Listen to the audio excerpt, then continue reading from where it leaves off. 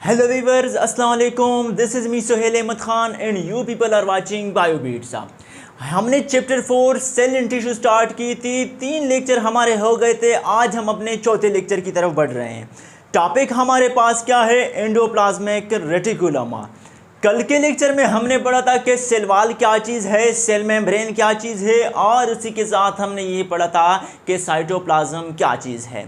आज का जो टॉपिक है वो एक इंतहाई इम्पॉर्टेंट है एग्जाम्स पॉइंट ऑफ व्यू से, सो इन्हें बिल्कुल किसी सूरत भी आप लोगों ने स्किप नहीं करनी।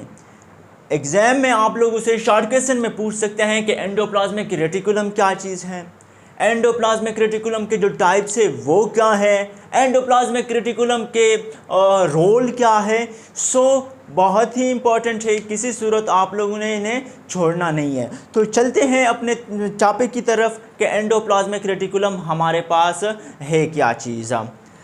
हमारे पास पहले है कि एंडोप्लाज्मिक रेटिकुलम, पहले हमारे पास एंडो का क्या मतलब होता है? एंडो का मतलब होता है इनसाइड, और प्लाज्मिक का हमारे पास मतलब होता है साइटोप्लाज्म। क्या चीज़? साइटोप्लाज्म। ये तो हो गया एंडोप्लाज्मिक। अब रेटिकुलम का क्या मतलब है? रेटी का मतलब है हमारे पास नेटवर्क। क्या चीज़? नेटवर्क। और जो कूलम है हमारे पास, इसका मतलब होता है चैनल। सही है। एंडो का मतलब हमारे पास इनसाइड, और प्लाज्मिक का मतलब साइटोप्लाज्म, रेटी का मतलब नेटवर्क, और कूलम का मतलब हमारे पास चैनल। सो अभी अगर आपसे कोई पूछे कि एंडोप्लाज्मिक रेटिकुलम को ज़रा डिफाइन करके दिखाएं, तो आए चलते हैं डिफाइन करते हैं। डेफिनेशन कैसे होगी एंडोप्लाज्मिक रेटिकुलम की? कुछ यूं होगी कि the network of channel inside cytoplasm, inside the cytoplasm is known as endoplasmic reticulum.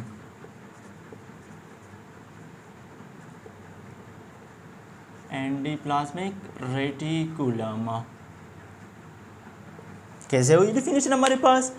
मैंने क्या कहा कि रेटिकुलम, नेटवर्क और चैनल। सो मैं वही लेता हूँ, the network of channel inside the cytoplasm is known as endoplasmic reticulum. यानी चैनल का वो नेटवर्क जो साइटोप्लाज्म के अंदर होता है, हम उन्हें कहते हैं कि ये हमारे पास एंडोप्लाज्मिक रेटिकुलम है। सही है। अच्छा, यहाँ पर कुछ स्ट्रक्चर बनाए हैं, आप लोगों ने परेशान नहीं होना, घबराना नहीं है, मैं समझा देता हूँ।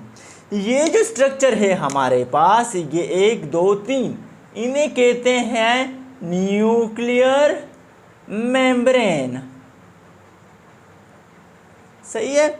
और ये जो दूसरा स्ट्रक्चर है, जो ब्लू स्ट्रक्चर है हमारे पास, ये है एंडोप्लाज्मिक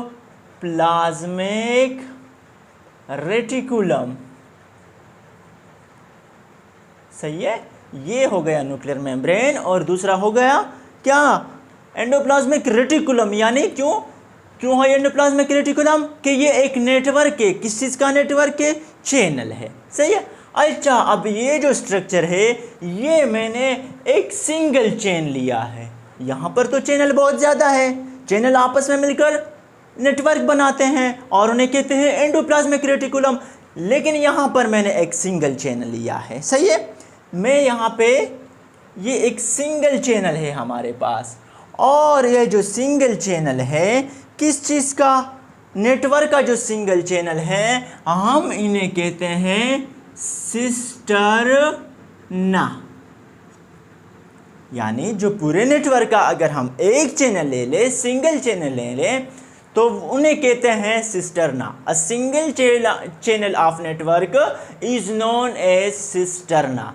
लेकिन यहाँ पर तो ज़्यादा है, यहाँ पे तो प्लूरल है, वहाँ पे सिस्टर्ना नहीं बल्कि हम प्लूरल यूज़ करेंगे सिस्टर्नी। सिस्टर्ना है सिंगुलर वर्ड, सिस्टर्नी है प्लूरल वर्ड। सही है। तो जब बहुत सारे सिस्टरनी आपस में मिलते हैं तो उनसे एक नेटवर्क बनता है और उन नेटवर्क को फिर हम एंडोप्लाज्मिक रेटिकुलम का नाम देते हैं। अच्छा, एंडोप्लाज्मिक रेटिकुलम क्या करता है? ये कहते हैं कि ये जो एंडोप्लाज्मिक रेटिकुलम होता है ये अटैच्ड होता है किस चीज़ के साथ? न्यूक्लियर मेम्ब्रेन के साथ। एंडोप्लाज्मिक रेटिकुलम को मैं शॉर्ट में लिखता हूँ, आप लोगों ने पेपर में पूरा लिखना है। एंडोप्लाज्मिक रेटिकुलम, मैं इसका शॉर्ट फॉर्म लिख रहा हूँ। एंडोप्लाज्मिक रेटिकुलम इज अटैच्ड, किस चीज़ के साथ अटैच्ड? With nuclear membrane. सही है, विद न्यूक्लियर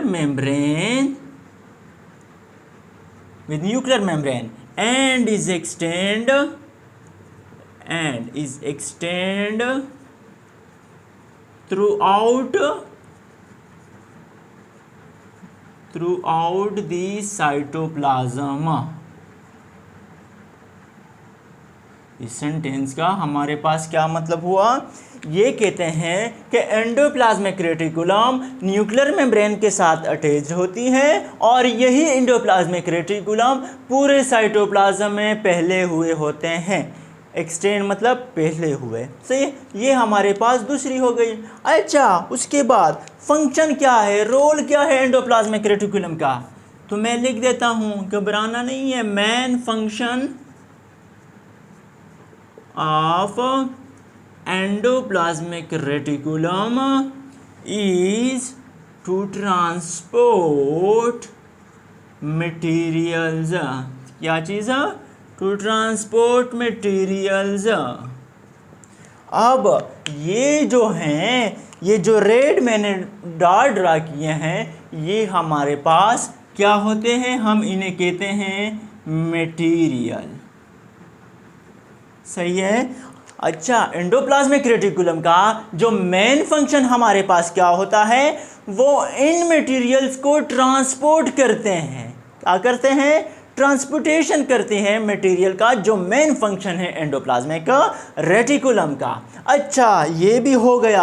अब क्या होता है? अब ये कहते हैं कि the materials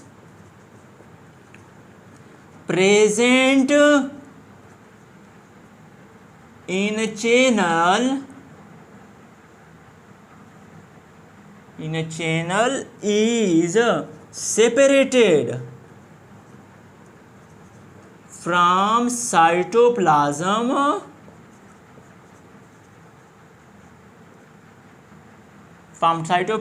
by spherical and tubular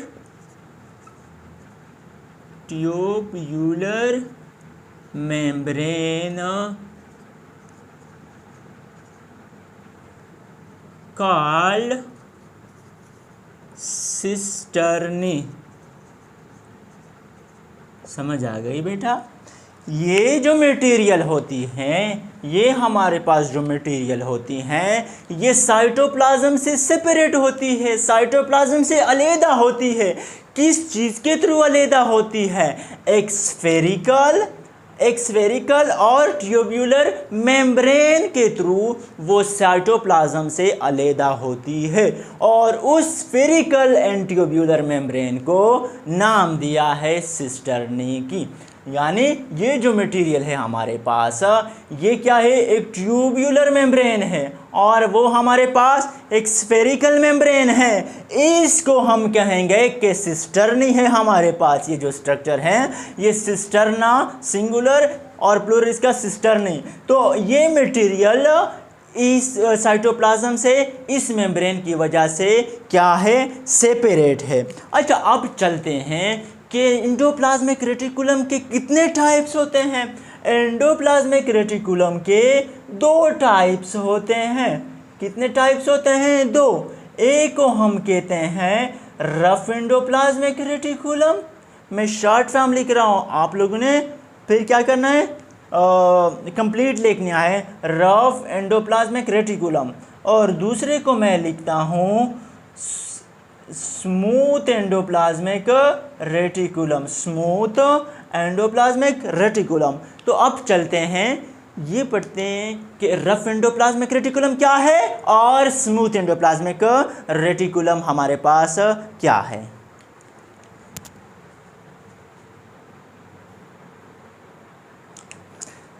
अच्छा बेटा, तो एंडोप्लाज्मिक रेटिकुलम के हमारे पास दो टाइप्स होते हैं, रफ एंडोप्लाज्मिक रेटिकुलम और स्मूथ एंडोप्लाज्मिक रेटिकुलम।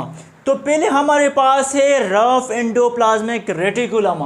कहते हैं कि ribosomes are attached with rough endoplasmic reticulum. आप लोगों को जहां भी रफ एंडोप्लाज्मिक रेटिकुलम देखने को मिलेंगे तो उनके साथ राइबोसोम्स अटैच होंगे, सही है।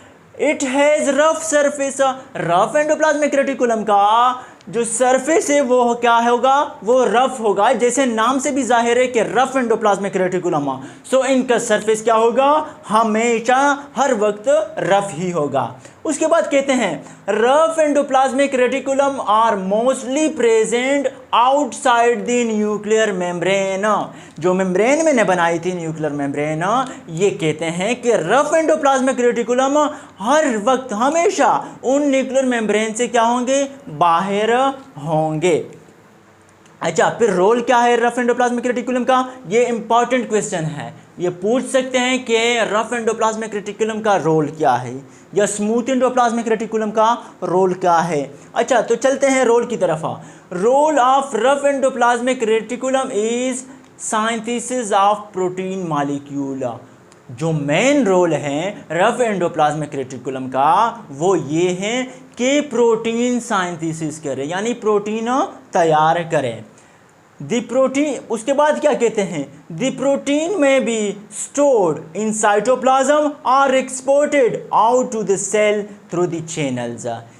या तो ये जो प्रोटीन बनते हैं या तो ऐसा होता है कि ये स्टोर्ड होते हैं साइटोप्लाज्म में, अगर ये नहीं होते तो वो प्रोटीन जो होते हैं वो एक्सपोर्ट होते हैं। किधर एक्सपोर्ट होते हैं, out of the cell, cell के बाहर। किस चीज़ के थ्रू एक्सपोर्ट होते हैं, चैनल्स, जो चैनल बनाई थी उनके थ्रू ये एक्सपोर्ट होते हैं। और उस चैनल को हमने नाम क्या दिया था, सिस्टर्नी। अगर एक चैनल होगा तो सिस्टर्ना, अगर ज़्यादा होंगे तो सिस्टर्नी। ये हो गई रफ एंडोप्लाज्मिक रेटिकुलम। अब चलते हैं दूसरे टाइप की तरफ जो कि है स्मूथ एंडोप्लाज्मिक रेटिकुलम। कहते हैं कि ribosomes are not attached with smooth endoplasmic reticulum. Main difference वही चीज़ें हैं लेकिन मैं उनके अपोजिट जाऊंगा। रफ एंडोप्लाज्मिक रेटिकुलम में राइबोसोम अटैच थे, बट यहाँ पे स्मूथ एंडोप्लाज्मिक रेटिकुलम में कोई राइबोसोम अटैच्ड नहीं होते। इसके बाद कहते हैं इट है स्मूथ सरफेस। नाम से भी जाहिर है कि स्मूथ एंडोप्लाज्मिक रेटिकुलम है तो इनका सरफेस क्या होगा, स्मूथ ही होगा।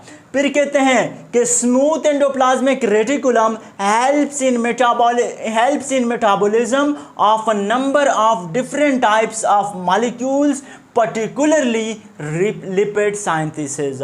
ये कहते हैं कि जो स्मूथ एंडोप्लाज्मिक रेटिकुलम है ये मदद देती है, किस चीज़ में मदद देती है, मेटाबॉलिज्म में। मेटाबॉलिज्म वो प्रोसेस होता है जब हम कोई फूड लेते हैं या कोई ड्रिंक लेते हैं और वो फूड और वो ड्रिंक जो होती है वो एनर्जी में कन्वर्ट होती है, this is known as metabolism. So smooth endoplasmic reticulum मदद देती है मेटाबॉलिज्म में कि जो डिफरेंट टाइप्स ऑफ मॉलिक्यूल्स हैं उनको क्या करें, उनकी मेटाबॉलिज्म हो सके। लेकिन पर्टिकुलरली जो मेटाबॉलिज्म करते हैं वो किस चीज़ की होती है, लिपिड सिंथेसिस, यानी लिपिड बनते हैं स्मूथ एंडोप्लाज्मिक रेटिकुलम में।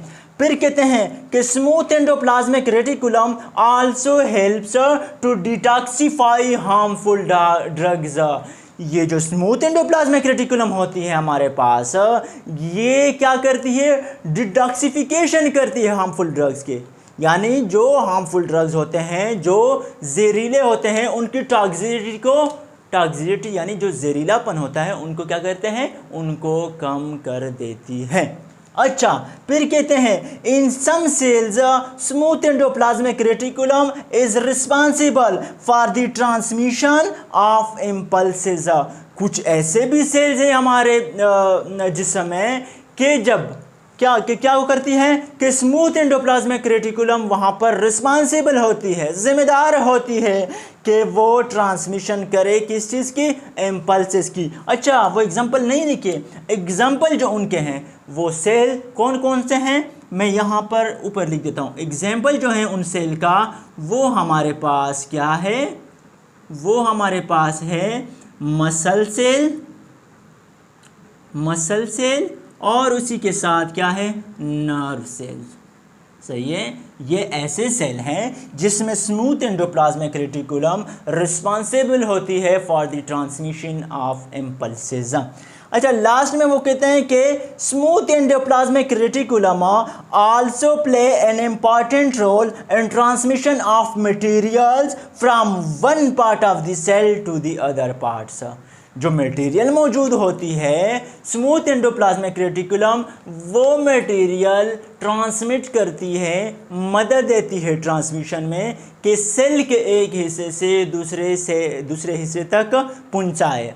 यानी अगर मैं शॉर्ट में अभी कहूँ, कंक्लूड करूँ मैं, तो जो हमारे पास एंडोप्लाज्मिक रेटिकुलम है उनका फंक्शन ये है कि वो सर्कुलेशन भी करती है, वो डिटॉक्सिफिकेशन भी करती हैं, वो सिंथेसिस भी करती है और साथ साथ में वो कम्युनिकेशन भी करते हैं। क्या करते हैं, सर्कुलेशन करती है, सिंथेसिस करती हैं, डिटॉक्सिफिकेशन करती है और साथ साथ में कम्युनिकेशन करती है। तो बेटा ये थी आज हमारा लेक्चर। इंशाल्लाह नेक्स्ट लेक्चर जो है वो कल रिकॉर्ड करेंगे। तो अगर वीडियो आप लोग को अच्छी लगी हो तो काइंडली लाइक कर दे, चैनल को सब्सक्राइब कर दे और बेल आइकन को मस्ट प्रेस करें ताकि आने वाले वीडियोस आप लोगों तक ईज़िली पहुंच सके। तब तक के लिए आप लोग हंसते रहिए, मुस्कुराते रहिए और मुझे अपनी दुआओं में याद करते रहिए। अल्लाह हाफिज़।